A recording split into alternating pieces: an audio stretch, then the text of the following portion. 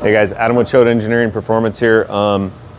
Every now and then I like to come back to teardown because we find some interesting stuff sometimes. Obviously, people aren't sending engines to us that are in perfect running order. Why would you order a new engine from us if your engine was perfect? But it's always interesting to see what we found in teardown.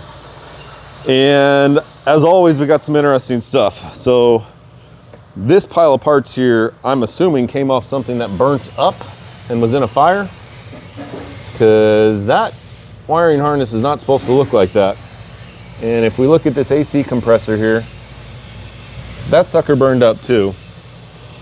And then looking at, now we know this is off a Cummins, because this is obviously a Cummins manifold. This turbo burned up a little bit.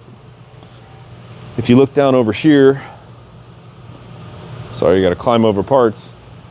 That's a burned up Cummins valve cover. You can see all the material. It's a composite valve cover. And then we move a little bit over here. We've actually got 3 different Cummins heads that came from a fire. They're essentially junk at this point. We'll probably just end up using the block.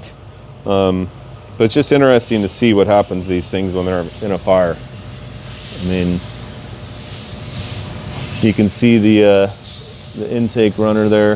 That aluminum is melted away, and it's really done that on all these. Unfortunately, we see a lot of, for some reason, we see a lot more Cummins that have been in fires than anything else. That's not to say for you Ford guys or Duramax guys that we don't get those in too, but for whatever reason, anytime I come back here, I always tend to find a burned up Cummins engine. But yeah, I don't know, just, oh wow, check this out. That is a nice melted up intake manifold. Unfortunate. Would hate to see what the truck looked like, but yeah, always fun to see what we got back here and tear down in our pile of junk essentially. But thanks for watching, guys.